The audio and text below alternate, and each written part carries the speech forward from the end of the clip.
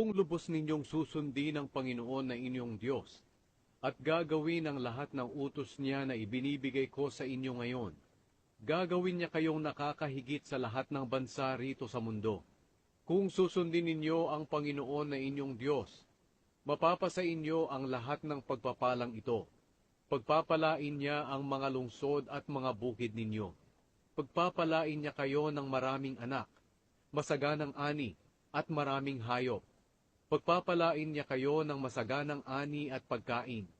Pagpapalain niya ang lahat ng ginagawa ninyo. Ipapatalo ng Panginoon sa inyo ang mga kaaway na sasalakay sa inyo. Sama-sama silang sasalakay sa inyo, pero magkakanya-kanya sila sa pagtakas. Pagpapalain ng Panginoon na inyong Diyos ang lahat ng ginagawa ninyo, at pupunuin niya ng ani ang mga bodega ninyo. Pagpapalain niya kayo sa lupaing ibinibigay niya sa inyo. Ayon sa ipinangako ng Panginoon na inyong Diyos, gagawin niya kayo na pinili niyang mamamayan. Kung susundin ninyo ang kanyang mga utos, at mamumuhay ng ayon sa kanyang pamamaraan.